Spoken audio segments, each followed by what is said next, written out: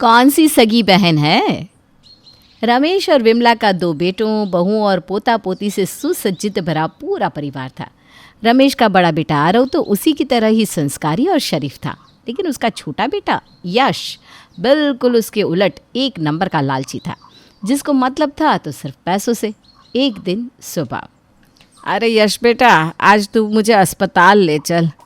नहीं माँ, मैं अभी बिजी हूँ। अब भैया को बोल दो, वो आपको ले जाएंगे हॉस्पिटल। अरे वो तो मुझे हर संडे हॉस्पिटल लेकर ही जाता है, कभी तू भी ले जाया कर।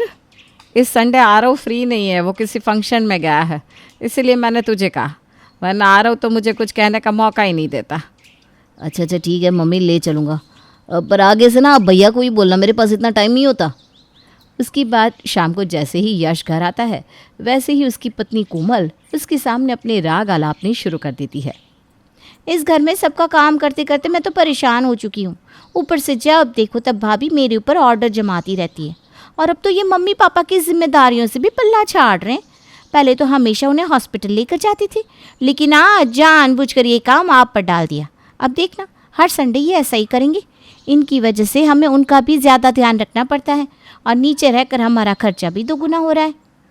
हाँ, तुम बिल्कुल ठीक कह रही हो। हमें घर खर्च में बराबर हिस्सा देना पड़ता है। अगर हम ऊपर रहेंगे तो हमारा खर्चा भी कम होगा, और हमें ऊपर शिफ्ट होने की क्या ज़रूरत है? भैया भी तो ऊपर शिफ्ट हो सकते हैं।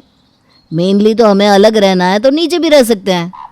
अरे नहीं, आप समझे नहीं, हमें ऊपर ही रहना होगा, क्योंकि अगर हम नीचे रहे तो हमें मम्मी पापा का ध्यान रखना पड़ेगा, और इतना काम तो मेरे बस की बिल्कुल नहीं है। हाँ, पूरा दिन उनका खाना पीना, उनकी दवाइयाँ, 100 काम हो जाते हैं। और मम्मी पापा तो वैसे भी ज़्यादा सीढ़ियाँ नहीं चढ़ पाएंगे, और ना ही वो ज़्यादा ऊपर आएंगे। इससे हमें उन दोनों से भी छुटकारा मिल जाएगा।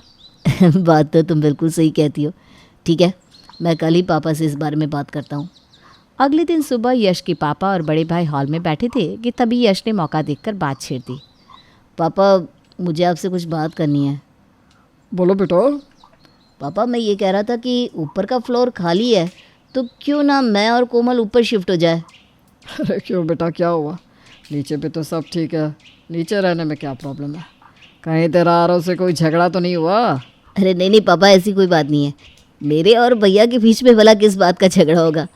वो बस यहाँ पर ना सब कंजस्टेड हो जाता है, और वैसे भी अब बच्चे भी बड़े हो रहे हैं, तो मैं सोच रहा था कि मैं ऊपर रह लूँ। अरे भाई, अगर ऐसी बात है तो मैं ज़्यादा प्रॉब्लम हो रही है तो कोई बात नहीं, ऊपर हम रह लेंगे। नीचे स्पेस भी ज़्यादा है, तुम नीचे आराम से रह सकते हो। अरे नहीं भैया, आप ज़्यादा टेंशन मत लीजिए, हम ही ऊपर शिफ्ट हो जाएंगे, हमें कोई प्रॉब्लम नहीं है। ठीक है भाई, तुम दोनों भाइयों को जैसा ठीक लगे वैसा कर लो, चाहे ऊपर रहो या नीचे, घर तो एक ही है। उसके बाद यश अपनी वाइफ और अपने बेटे के साथ ऊपर वाले फ्लोर पर शिफ्ट हो गया। शुक्र है कि हम ऊपर शिफ्ट हो गए, वरना नीचे तो सब इतना डिस्टर्ब करते थे कि बस पूछो ही मत। अब ठीक है, अब हम अपना सेपरेट रहेंगे, जब मर्ज़ी उठेंगे, जो मर्ज़ी खाएंगे, किसी और की किसी रिस्पॉन्सिबिलिटी की कोई टेंशन ही नहीं। नीचे भाभी तो है ही, वो सब संभाल लेंगी। हाँ, तुमने बिल्कुल सही कहा। अच्छा हुआ कि हम अलग हो गए। मम्मा, मैं नीचे चिंकी के साथ खेलने जा रहा हूँ। अरे नीचे जाकर क्या करेगा, यहीं ऊपर टीवी देख ले। मम्मा, मैं इतनी देर से टीवी देख रहा हूँ, टीवी देखते देखते बोर हो गया हूँ। टीवी देखकर बोर हो गया तो वीडियो गेम खेल ले। हाँ, ऐसे भी तो दिन भर वीडियो गेम खेलता रहता है तू। पर मम्मा। क्या पर मम्मा कुछ नहीं, अब भी क्या अभी अपने कमरे में जाओ। उसके बाद यश उदास होकर अपने कमरे में जाकर पढ़ने लगता है। फिर अगले दिन चिंकी ऊपर आती है। चाची नीतीश कहाँ है? क्यों, तुम्हें क्या काम है नीतीश से? चाची, मैं नीतीश के साथ खेलने आई हूँ, कल से वो मेरे साथ खेलने ही नहीं आया। नहीं चिंकी, अभी नीतीश नहीं खेल सकता, उसे भी स्कूल का होमवर्क करना है। जाओ तुम भी नीचे जाकर अपनी पढ़ाई करो। ठीक है चाची। उसके बाद चिंकी उदास मन से नीचे आ जाती है। फिर वो थोड़ी देर इंतज़ार करने के बाद वापस नीतीश को बुलाने ऊपर चली आती है। अब क्या काम है तुम्हें? चाची, मैंने अपना होमवर्क कर लिया, क्या अब मैं और नीतीश थोड़ी देर खेल सकते हैं? मैंने कहा ना कि नीतीश को काम करना है, अभी उसका बहुत सारा होमवर्क बचा है। बार बार इस तरह बीच में आकर उसको डिस्टर्ब मत किया करो। जाओ यहाँ से, अब से वो नहीं खेलेगा तुम्हारे साथ। चिंकी रोते हुए वापस नीचे आती है और पायल उसे इस तरह रोते हुए देख लेती है। क्या बात है बेटा, तुम रो क्यों रही हो? किसी ने कुछ कहा क्या तुमसे? मम्मा, मैं जब ऊपर नीतीश के साथ खेलने गई थी तो चाची ने डांट कर वहाँ से भगा दिया। अब कोई बात नहीं बेटा, चाची ने प्यार से डांट दिया होगा। तुम दोनों शरारत भी तो इतनी ज़्यादा करते हो, ऐसे चाची की बातों पर रोते नहीं। चुप हो जाओ मेरी गुड़िया। अगले दिन। अरे यश बेटा, ज़रा एक काम तो कर दे। पापा मैं बहुत बिजी हूँ, मैं अभी आपका कोई काम नहीं कर सकता। अगर आपको कोई काम करवाना ही है तो आप आरव भैया को क्यों नहीं कह देते? अरे बेटा, वो तो इस घर के सारे काम करता ही है, तुझे भी तो अपनी थोड़ी बहुत जिम्मेदारी समझनी चाहिए। क्या सिर्फ सारा काम उसी के ज़िम्मे लिखा है? तू भी तो कभी हमसे पूछ लिया कर कि हमें किसी काम में तेरी ज़रूरत है या नहीं, या फिर हमारा हालचाल ही पूछ ले कि माँ पापा कैसे हैं आप। देखो पापा, मेरे पास ना इतना टाइम नहीं होता, आपको पता है ना मैं कितना बिजी रहता हूँ।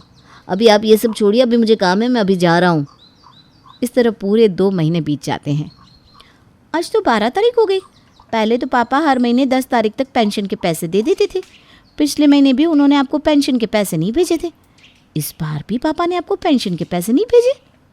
अरे नहीं ना, इस बार भी पापा ने मुझे एक फूटी कौड़ी तक नहीं दी। मैं अच्छी तरह समझ रही हूँ। ज़रूर ये सब ना भैया की चाल होगी। उन्होंने पापा को मना किया होगा हमें पेंशन देने से। अब हम अलग जो रहने लगे हैं, अब हमें क्या पता चलेगा कि हमारे पीछे से नीचे कौन कौन सी साजिशें चल रही हैं। हाँ तुम बिल्कुल सही कहती हो, ये सब जानबूझकर कर रहे हैं। मुझे तो यही समझ में नहीं आता कि एक भाई अपने दूसरे भाई के साथ ऐसा कैसे कर सकता है।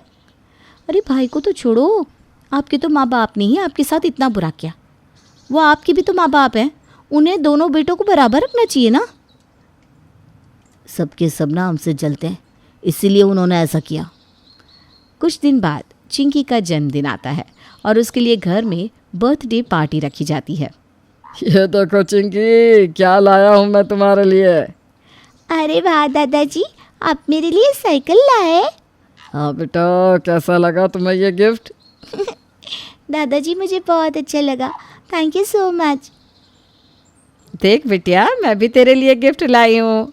सच्ची दादी? हाँ, मैं तेरे लिए एक नई ड्रेस लाई हूँ। वाह दादी, ये ड्रेस तो बहुत सुंदर है। अरे मम्मी पापा, आप दोनों को इतना करने की क्या ज़रूरत थी? हाँ मम्मी जी, 2 गिफ्ट की क्या ज़रूरत थी? अरे कोई बात नहीं बेटा, ये तो हमारी सबसे प्यारी बच्ची है, हमारी राज दुलारी है। इसके लिए गिफ्ट नहीं लाएंगे तो किसके लिए लाएंगे?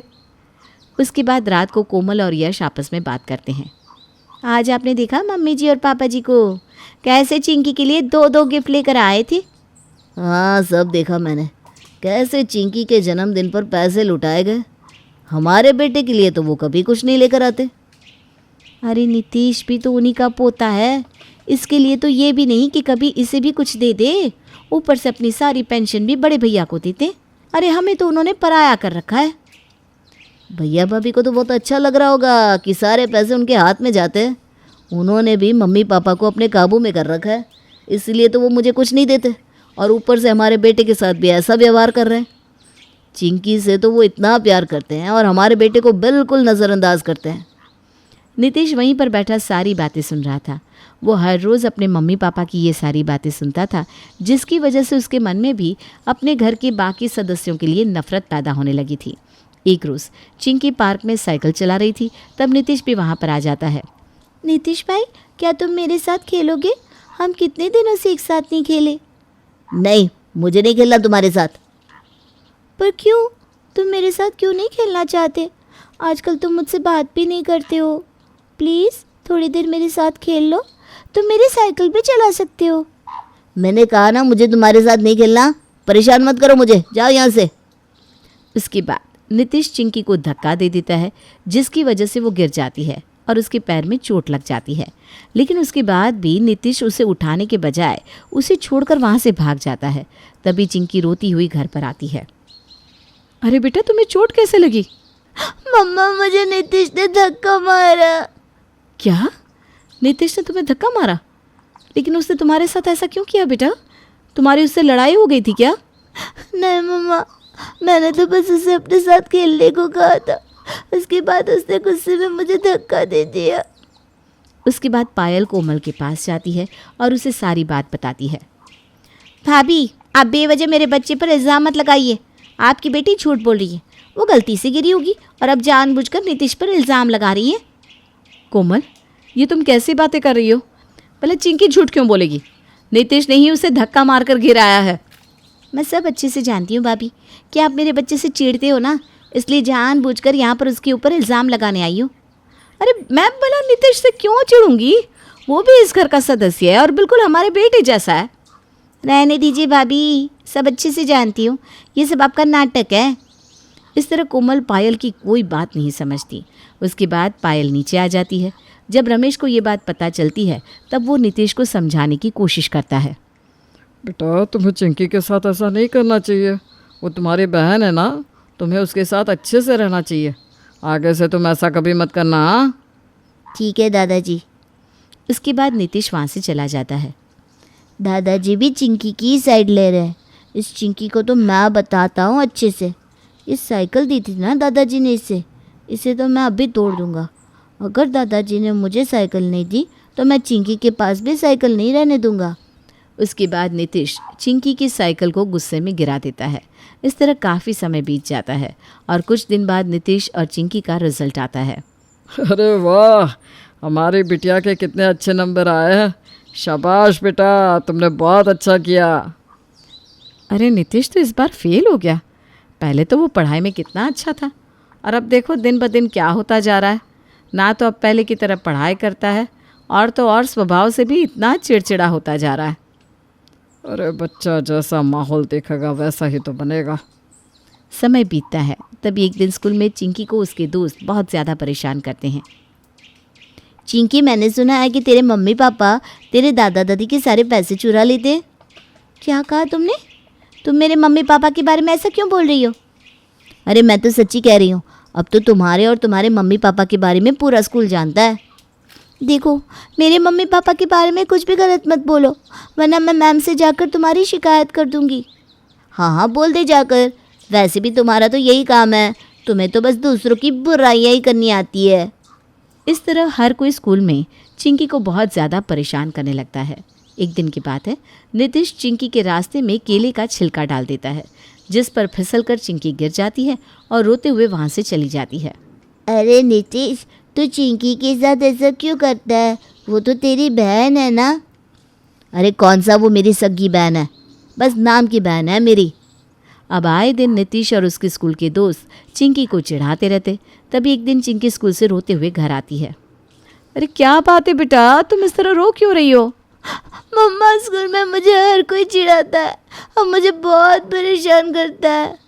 कौन परेशान करता है तुझे? बता ज़रा, किसने तुझे क्या कहा? मम्मा, मेरी क्लास में सब बच्चे कहते कि मेरे मम्मी पापा बहुत बुरे हैं और उन्होंने दादा दादी को अपने काबू में कर रखा है। साथ ही आप दोनों दादा दादी के सारे पैसे चुरा लेते हो। क्या ये सब सच है मम्मा? अरे नहीं बेटा, ऐसी बात नहीं है।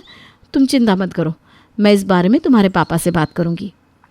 उसके बाद शाम को जब आरव वापस अपने घर आता है तब पायल आरव को सारी बात बताती है। क्या कहा तुमने? स्कूल में हमारी बेटी के साथ इतना बुरा हो रहा है, लेकिन स्कूल के बच्चों में ये सारी बातें फैला कौन रहा है? पापा, नीतीश ही सबको ये सब बोलता है, इसीलिए सब मुझे चिढ़ाते हैं। उसके बाद आरव गुस्से में यश को नीचे बुलाता है। क्या बात है भैया, आप इस तरह क्यों चिल्ला रहे हो? यश, क्या है ये सब? मुझे क्या क्या सुनने में आ रहा है। तुम मेरी बेटी के बारे में कैसी अफवाहें फैला रहे हो? क्या कहा? मैं आपकी बेटी के बारे में अफवाहें फैला रहा हूँ? भैया, क्या लड़ाई करने के लिए आपको और कुछ नहीं मिला? देखो यश, अब बहुत ज़्यादा हो गया। मैं बहुत टाइम से तुम्हें इग्नोर कर रहा हूँ, पर जो मेरी बेटी के साथ हुआ है मैं अब उसे और इग्नोर नहीं कर सकता। स्कूल में उसको कैसी कैसी बातें बोलकर परेशान किया जा रहा है। ये हमारी फैमिली की बातें तो कोई बाहर का आदमी लीक नहीं कर सकता। आप कहना क्या चाहते हैं? मैं क्या इतना खाली और बेवकूफ़ हूँ जो स्कूल में जाकर अपनी ही भतीजी के खिलाफ उल्टी सीधी बातें फैलाऊंगा? तुम तो ये सारी बातें घर में करते हो, लेकिन तुम्हारी बातों से तुम्हारे बेटे पर जो असर हो रहा है उसकी वजह से वो न जाने चिंकी और हमारे बारे में स्कूल में क्या क्या अफवाहें फैला रहा है। बंद कीजिए मेरे बेटे पर झूठा इल्ज़ाम लगाना। और अगर उसने स्कूल में कुछ कहा भी है तो ठीक ही कहा होगा। हमें क्या पता नहीं कि आप लोगों ने कैसे मम्मी पापा को अपनी मुट्ठी में कर लिया है। पेंशन के पैसे तक नहीं देने देते हमें। हमारे हिस्से के पैसों पर भी सांप की तरह कुंडली मार कर बैठे हो आप। यश की इस बात का आरव कोई जवाब नहीं देता और बिना कुछ कहे वहाँ से आ जाता है। थोड़ी देर बाद रमेश ऊपर यश से बात करने जाता है। तूने अपने भाई के साथ जो कुछ भी किया है बहुत गलत किया है। और रही बात पेंशन की, तो तेरे भाई ने आज तक तेरे हिस्से का 1 रुपया भी नहीं खाया। रहने दीजिए पापा, अगर ऐसा नहीं है तो आखिर पेंशन के सारे पैसे जाते कहाँ हैं? ये देखो, मेरी टोटल 30,000 रुपये की पेंशन है। उसमें से वो केवल 15,000 ही अपने पास रखता है, जिसमें वो घर का खर्च, हमारी दवाइयाँ सब कुछ लेकर आता है, और बाकी के तेरे लिए अलग से अकाउंट में सेव करता है। अरे जबकि सारी पेंशन तो उसे अपने पास ही रखनी चाहिए थी, क्योंकि वो हमारे लिए इतना कुछ करता है, हमारी सेवा करता है, हमें अपने साथ रखता है, कभी भी हमारे लिए किसी काम को मना नहीं करता। और वहीं दूसरी तरफ तू, जो हमसे अलग होकर बैठा, और अलग होने के बाद तुमने कभी हमसे हमारा हाल चाल तक नहीं पूछा। तो पेंशन पर किस हक से तू अपना हक जमा रहा है? अरे मैंने तो साफ मना कर दिया था तुझे 1 फूटी कौड़ी देने तक को, पर तेरा भाई नहीं माना और उसने तेरे लिए अलग से खाता खुलवाया ताकि वो सारे पैसे जोड़कर तुझे दे सके। ये ले, पकड़ अपने पैसे, और आज के बाद मुझे अपनी शक्ल दिखाने की कोई ज़रूरत नहीं है। यश को पैसे देकर उसके पापा वहाँ से चले जाते हैं। उनकी बातों से यश को अपनी गलती का एहसास तो होता है, लेकिन वो कहते हैं ना, अब पछताए होत क्या जब चिड़िया चुग गई खेत। पैसों के इस लालच में यश अपने माता पिता को भी खो देता है, और उसी की वजह से चिंकी और नीतीश का भाई बहन का इतना प्यारा रिश्ता भी हमेशा के लिए ख़त्म हो जाता है।